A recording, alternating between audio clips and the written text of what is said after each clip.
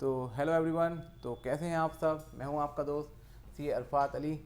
और जैसा कि 2-3 दिन बाद 1 तारीख से हमारे जो भी सीए के होनहार स्टूडेंट्स हैं उनके पेपर शुरू हो रहे हैं। और जैसा कि मैं जानता हूं, मुझे पता है, मैंने भी पेपर्स दिए हैं। तो जो हमारे स्टूडेंट्स होंगे इस टाइम बहुत ज़्यादा टेंशन में होंगे, क्योंकि रिज़ल्ट्स जब पास आता है तो धीरे धीरे टेंशन बढ़ जाती है कि पेपर में किस तरीके से अटैम्प्ट करना है, कैसे जाएंगे हमारे पेपर, हमारी प्रिपरेशन कितनी हुई है। तो इसी को रिलेटेड मैंने सोचा एक आप वीडियो बना दीजिए, आपको कुछ बता दिया जाए जो मैं एक्सपीरियंस है मेरा और जो मैंने फेस करा है ड्यूरिंग द एग्ज़ामिनेशन टाइम। तो आपको क्या चीज़ें करनी चाहिए, क्या नहीं करनी चाहिए।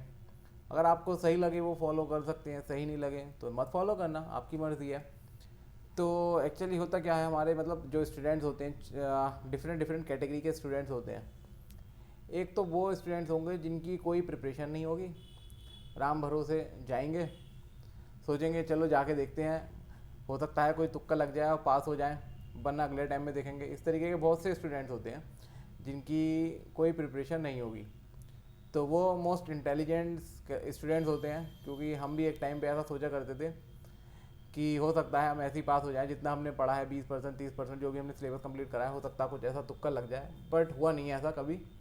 एट दी एंड हमें पूरा प्रॉपरली पढ़ के जाना पड़ा, तभी हमारा सीए क्लियर हुआ। और दूसरी कैटेगरी के हमारे स्टूडेंट्स वो होते हैं जो एग्जामिशन की तैयारी करते हैं किसी एक सब्जेक्ट की, क्योंकि चारों सब्जेक्ट को कवर नहीं कर पाते हैं due to the limitation of the time, और एग्जामिशन की प्रिपरेशन करते हैं। और तीसरे हमारे वही स्टूडेंट्स होते हैं कैटेगरी के जो पूरी सही से पढ़ के जाते हैं, एक ग्रुप या बोथ ग्रुप, जो ये सोच के जाते हैं बस अब नहीं तो आज करना ही है। कुछ रिपीटेड स्टूडेंट्स होते हैं। तो आप कौन सी कैटेगरी वाले स्टूडेंट हैं कमेंट सेक्शन में ज़रूर बताना। तो मैं तो बस इतना ही कहना चाहूँगा। यूट्यूब पे मैं भी बहुत ढेर सारी वीडियोस देखता था कि आपको पेपर इस तरीके से अटैम्प्ट करना है, आपको पहले ये क्वेश्चन पिक करने हैं, आपको इतना टाइम करना है, इस तरीके से स्ट्रेटेजी बनानी है। बट इन रियलिटी जब मैं पेपर देने जाता था, ऐसा कभी आज तक मेरे साथ तो हुआ नहीं। मेरी स्ट्रेटेजी उसी टाइम ही चलती थी जब मैं पेपर देखता था। अब उसमें मुझे कौन से क्वेश्चन आते हैं, कभी तो ऐसा होता है, होगा बहुत सारे स्टूडेंट के साथ होगा ऐसा, जब पेपर देखेंगे तो बिल्कुल ब्लैंक हो जाएंगे कि समझ नहीं आएगा कौन सा क्वेश्चन करें। फिर अपनी मर्जी मुताबिक कोई भी एक क्वेश्चन उड़ा लेते हैं, फिर होता क्या है धीरे धीरे पेपर सॉल्व होना शुरू हो जाता है। ऐसा होता है। स्ट्रेटजी तो मैंने कभी फॉलो करी नहीं एग्ज़ाम में, वीडियोस ज़रूर देखी, लेकिन जो एग्जामिनेशन पे जो आप पेपर आपके सामने होता है उस टाइम कोई स्ट्रेटजी नहीं बन पाती। या तो आपको पेपर पूरा एकदम बहुत अच्छे से आप प्रिपेयर करें, बहुत अच्छे से, कि आपने पेपर को देखा और आपको उसी टाइम रियलाइज़ हो गया कि आप कहाँ कहाँ पे कौन से क्वेश्चन कर सकते हो। अगर आपकी इस लेवल की तैयारी है तो डेफिनेटली आप पेपर में अच्छा टाइम कर पाएंगे। और एक हमारी प्रिपरेशन होती है 50-50% है तैयारी है। हमने थोड़ा सा पढ़ा नहीं करा, रिवाइज नहीं कर पाए, किसी वजह से घर में शादी आ गई, इतना टाइम नहीं मिला, ऑफिस का वक्त था। तो इस केस में क्या होता है, उस केस में जब पेपर आता है तो हमें ये डिसाइड नहीं हो पाता हमें किस तरीके से पेपर करना है। डिसाइड बिल्कुल नहीं कर पाते हैं। कोई भी क्वेश्चन उठाएंगे, कोई भी अटैम्प्ट करेंगे, हो सकता है पहला ही क्वेश्चन आपका गलत हो जाए।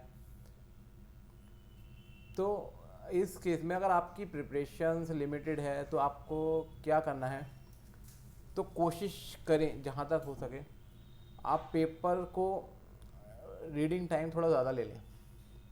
15 मिनट मिलते हैं, पर इससे आपको हेल्प क्या करेगी मिलेगी। 15 मिनट में हम पूरा पेपर नहीं पढ़ पाते हैं। 15 जैसी बेल बजती है उसके बाद हम हड़बड़ा जाते हैं, अब समझ नहीं आता हम क्या करें। अगर आप 15 मिनट में पूरा पेपर रीड नहीं कर पा रहे हैं तो 5 to 10 मिनट्स और एक्स्ट्रा ले लें और पेपर को एक बार और अच्छे से पढ़ें। एक बार अच्छे से आप पढ़ लेंगे तो आपको ये डिसाइड हो जाएगा कि आपको कौन सा उसमें ऐसा क्वेश्चन है जो आपको बिल्कुल सही तरीके से आता है।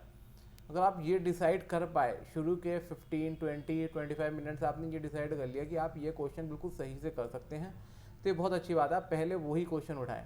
और अगर आप पहले के 15 मिनट्स ये भी डिसाइड नहीं कर पाते हैं कि आपको क्वेश्चन कहाँ से अटैम्प्ट करना है, शुरू करना है, तो उस केस में जो सबसे छोटा क्वेश्चन हो, जो आपको लगे मुझे थोड़ा बहुत आता है, आप वो उठाएं। क्योंकि अगर आपने शुरू में ही लेंथी क्वेश्चन उठा लिया, आपकी स्पीड नहीं बनी हुई है, वो क्वेश्चन आपका 1 से 1.5 घंटा ईजिली ले जाएगा। तो सबसे पहले डिसाइड करें आप। पहले 15 मिनट डिसाइड नहीं कर पा रहे हैं तो 5 मिनट्स और लेकर डिसाइड कर लें आपको कौन सा क्वेश्चन करना है। उसके बाद आप आगे करें। और एमसीक्यूज़ आ रही हैं, एमसीक्यूज़ में केस स्टडीज़ होती हैं, तो पहले कोशिश करें कि जो आपको, अगर आपकी मतलब आप पूरा 100% कंप्लीट कवरेज नहीं है, जो आपकी केस स्टडीज़ आई है वो आप पढ़ के गए तो उसमें से आई है तो कोई प्रॉब्लम नहीं है, आप उसे अटैम्प्ट कर पाएंगे, और वो उसमें से नहीं आई है तो जो छोटे छोटे MCQs आते हैं आप वो सॉल्व करने की कोशिश करें। और उसमें ज़्यादा टाइम, इतना टाइम स्पेंड मत कर देना कि आपका जो अदर क्वेश्चन के लिए वो टाइम निकल जाए। आप एक टारगेट लेके चलें कि आपको इतने टाइम में MCQ करने हैं, 30 to 45 मिनट सारे MCQ। अगर नहीं हो पाते हैं तो आप साइड में रखें, फिर आप अपना जो आपका जो पेपर है, जो आपके अदर क्वेश्चन आएंगे उसे करें। तो इस चीज़ का बहुत ध्यान रखें आप जब भी पेपर अटैम्प्ट करें। और अगर आप कुछ भी एग्जामिशन के लिए प्रिपेयर करके जा रहे हैं, एग्जामिशन के लिए, तो जाहिर सी बात है उसमें आपको पूरा घोल के पीना पड़ेगा वो सब्जेक्ट। अगर आप एग्जामिशन के लिए प्रिपरेशन करके जा रहे हैं और आपकी उसमें भी पूरी प्रिपरेशन नहीं है तो बहुत मुश्किल हो जाता है एग्जामिशन क्लेम करना। इन CA मतलब डेफिनेटली अब आपको, जब आप CA फाइनल के पेपर दे रहे हैं तो डेफिनेटली अब आपको पढ़ना पड़ेगा, क्योंकि पहले भी हमारी ये अप्रोच थी कि हम 30% सिलेबस छोड़ गए, शुरू के टाइम जो थे वो क्लियर नहीं हो पाए, 20% सिलेबस छोड़ गए, बट होता क्या एट दी एंड हम मतलब पास हो ही नहीं पाते। मैंने तो ये देखा है कि पास हो ही नहीं पाया मैं जब तक मैंने एक मतलब पूरा 100% सिलेबस पूरा नहीं पढ़ के गया, क्योंकि उसमें कुछ क्वेश्चन ऐसे आते हैं कि मतलब जो ऊपर से ही निकल जाते हैं, समझ नहीं आता है इसमें करना क्या है। तो आपके पास ये चॉइस भी तो होनी चाहिए ना। और आपके ऐसे 2-3 क्वेश्चन हो गए जो आपको बिल्कुल समझ नहीं आ रहे हैं, तो आप 60-70 मार्क्स का पेपर अटैम्प्ट करके आ रहे हो, तो उसमें क्या ही मतलब आप एक्सपेक्ट करोगे कि आपके 50 आ जाए। 30 मतलब नहीं आते हैं मार्क्स, आप कुछ ना कुछ गलती भी करके आओगे। ऐसा नहीं होता है कि आप सारे ही क्वेश्चन सही करिए होगे। अगर आप 70-80 मार्क्स का अटैम्प्ट कर रहे हो तो उसमें 1-2 क्वेश्चन तो गलत होंगे ना, एवरेज स्टूडेंट के अकॉर्डिंग बता रहा हूँ मैं। वो नहीं जो रैंक होल्डर्स हैं जो 80% मार्क्स लाते हैं, उन्हें बताने की ज़रूरत नहीं है, वो हमसे भी ज़्यादा इंटेलिजेंट है। और हम CA बनने के बाद भी कहेंगे वो हमसे ज़्यादा इंटेलिजेंट है जो 90% मार्क्स लेके आते हैं, 80%। क्योंकि हमारा कभी आए नहीं, हमारा तो मैक्सिमम मार्क्स 70 और 60 में ही रह गए एक एवरेज स्टूडेंट के हिसाब से। तो सबसे पहले जो आपकी अप्रोच होनी चाहिए वो यही होनी चाहिए कि आपको सिलेबस पूरा कवर करना है।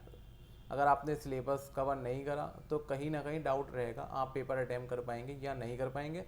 और बिल्कुल एंड मोमेंट पे अब आपने जितना भी पढ़ लिया, मेरी वीडियो देख के आप सोचें आपने नहीं करा, ये नहीं करा, वो नहीं करा, मैं कैसे क्लियर होऊंगा, तो कोई बात नहीं, आप पेपर देने जाएं, जो उतना भी आपको आता हो उसे अटैम्प्ट करें। ऐसा कभी नहीं करें, पूरे 3 घंटे जो आपको मिलते हैं वो यूटिलाइज़ करें। कहीं ना कहीं आप कुछ लिख के आएंगे तो आपको मार्क्स डेफिनेटली मिलेंगे। और जिनकी प्रिपरेशन बहुत कम है, हो सकता है वो इस बार क्लियर नहीं कर पाए, तो उन्हें एक एक्सपीरियंस मिलेगा अपने नेक्स्ट अटैम्प्ट के लिए कि आपको किस तरीके से करना है। अगर किसी का बीच में कोई पेपर मतलब एक पेपर अच्छा गया दूसरा ख़राब हो जाए तो तीसरा पेपर नहीं छोड़ें, पूरे सारे ही पेपर अटैम्प्ट करके आएँ। हो सकता है आपको किसी पेपर में एग्जामिशन मिल जाए। और एक बात ज़रूरी ध्यान रखने की ये भी होती है, कोई ना कोई एक पेपर या 2 पेपर ऐसे आते हैं जो बिल्कुल अनएक्सपेक्टेड होते हैं, जो उस पॉइंट कवर होंगे जो लीस्ट इंपॉर्टेंट वाला, कोई ना कोई एक पेपर आएगा, हमें नहीं पता होता वो पेपर कौन सा आएगा। कोई भी एक पेपर आ सकता है, आपका FR आ सकता है, लॉ आ सकता है, ऑडिट आ सकता है, कॉस्ट आ सकता है, SFM आ सकता है, कुछ भी एक पेपर होगा जो बिल्कुल अनएक्सपेक्टेड आएगा। तो उस वाली सिचुएशन में क्या होता है, जब तक आपकी 100% कवरेज नहीं होगी वो पेपर आप अटैम्प्ट नहीं कर पाएंगे। तो इस चक्कर में क्या होता है, हमें सारे ही सब्जेक्ट पूरी प्रॉपरली कवरेज 100% सारे पॉइंट्स पढ़ के जाने पड़ते हैं, हमें पता ही नहीं है कौन सा पेपर आ जाए। अब आप FR का पेपर, FR कहीं अनएक्सपेक्टेड पेपर आ जाए तो आपको लगेगा कि ऐसा पेपर आ गया, आपकी वहीं उम्मीद चली जाएगी। तो ऐसा नहीं करें, बाकी के पेपर दें। एक आध पेपर बहुत आसान भी आएगा और कुछ अनएक्सपेक्टेड भी आएंगे, कुछ मुश्किल भी आएंगे, पर हिम्मत नहीं आनी होती है। अटैम्प्ट दें, अच्छे से दें, पढ़ के गए, पढ़ा है तो डेफिनेटली पास होंगे, और बहुत कम पढ़ा है तो कोई बात नहीं, हो सकता है किसी में एग्जामिशन ले आए। बट हाँ, ये चीज़ ज़रूर ध्यान रखना कि अगर आपने बहुत कम स्टडीज़ करी है तो CA में इतने कम स्टडीज़ आप करके पास आउट नहीं हो सकते। आपको बहुत अच्छे तरीके से सब कुछ कवरेज करके आपको पढ़ना पड़ता ही है। टेस्ट सीरीज़ भी देनी पड़ती हैं, बिना टेस्ट सीरीज़ दिए भी क्लियर करना बहुत मुश्किल होता है, क्योंकि आपकी एक स्पीड सब बनती है। आप टेस्ट सीरीज़ देंगे, आपको एनालाइज कर पाएंगे आप 3 घंटे में कितना पेपर अटैम्प्ट कर पा रहे हैं, इस तरीके से कर रहे हैं। तो इस चीज़ का भी बहुत ध्यान रखें अगर आपको अच्छे मार्क्स स्कोर करने हैं।